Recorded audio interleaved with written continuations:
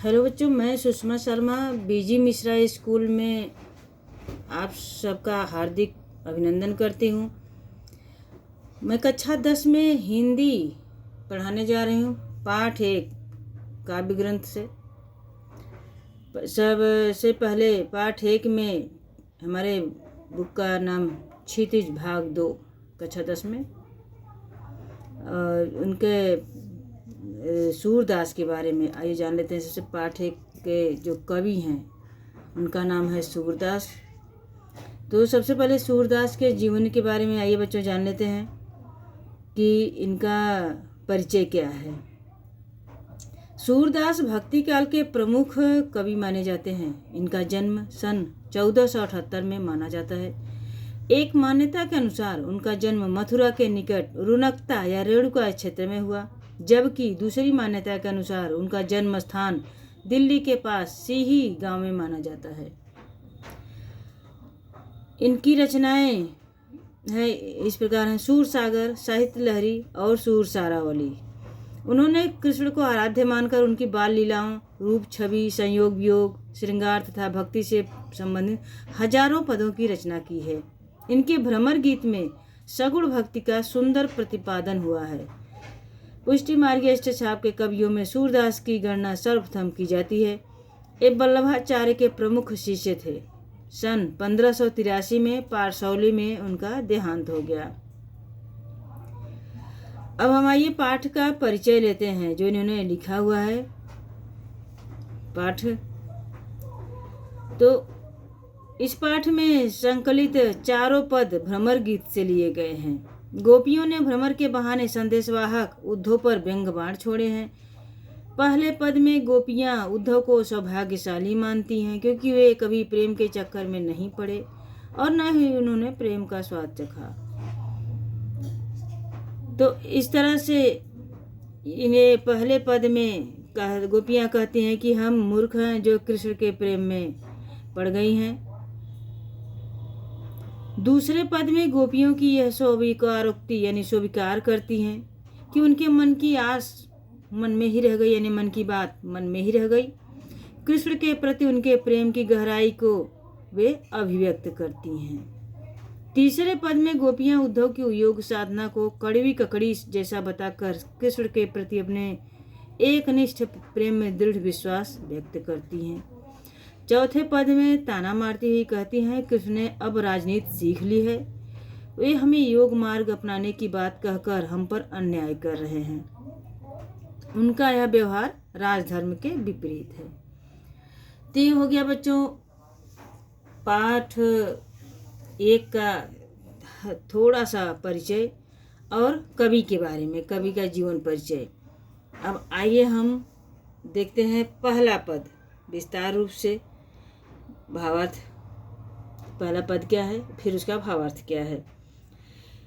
पहला पद है: उद्धव तुम हो अति बड़भागी, अपरस रहत स्नेह तगातै, नाहिन मन अनुरागी, पुरैन पात रहत जल भीतर, तारस देह न त्यागी, ज्यों जल माह तेल की गागरी, बूंद न ताकौं लागी, प्रीत नदी में पाँव बोर्यों, दृष्टि न रूप परागी, सूरदास अबला हम भोरी, गुर चाटी ज्यों पागी।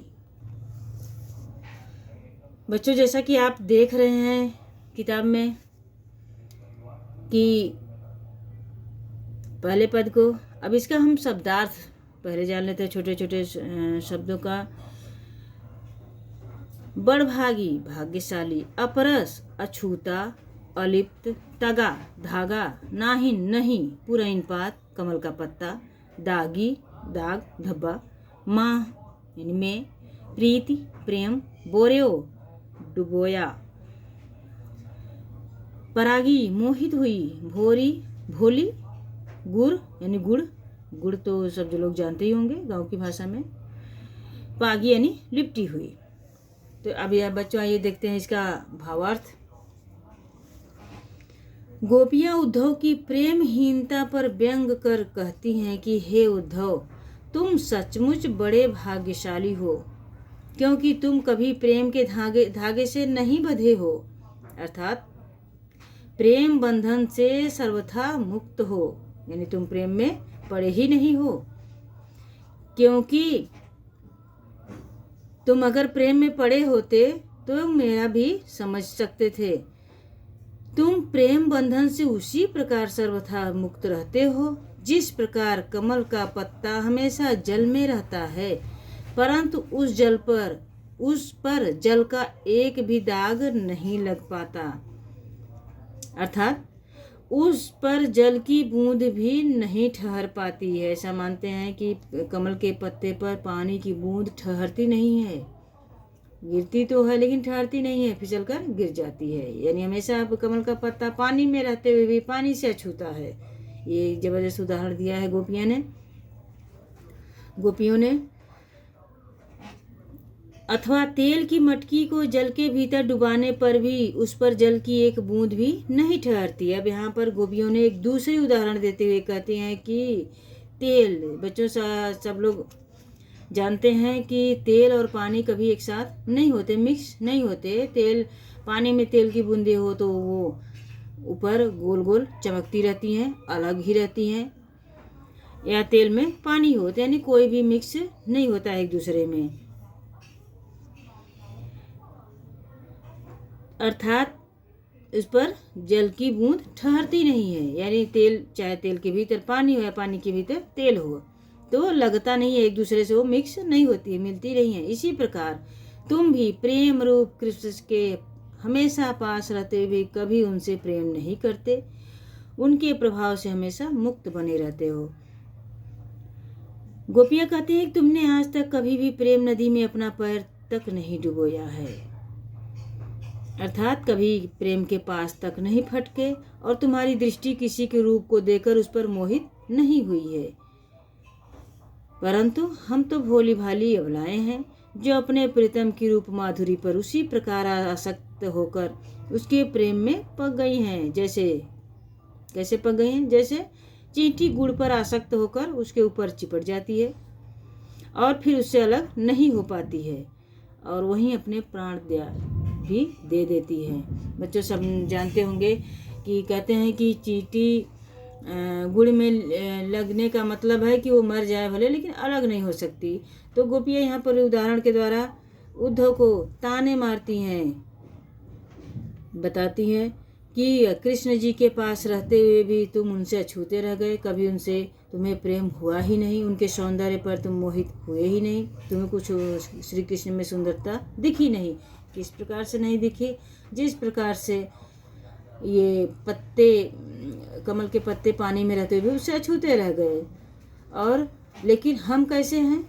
हम तुम्हारे जैसे तो नहीं हैं, हम तो बहुत सीधी सादी भोली भाली कमजोर स्त्रियां हैं जो कि श्री कृष्ण के रूप को देखकर मोहित हो गई और उनसे इस तरह से प्रेम करने लगी, उनसे इस तरह से उनके प्रेम में डूब गई हैं जिस प्रकार से गुड़ में चींटी लग जाती है और फिर वो मर जाए भले, उससे अलग नहीं होती है। अर्थात इस तरह से हम भी अलग नहीं हो सकते, श्री कृष्ण से अब हमारा अलग होना संभव नहीं है। बच्चों, इस तरह से पहले पद का भावार्थ हो गया।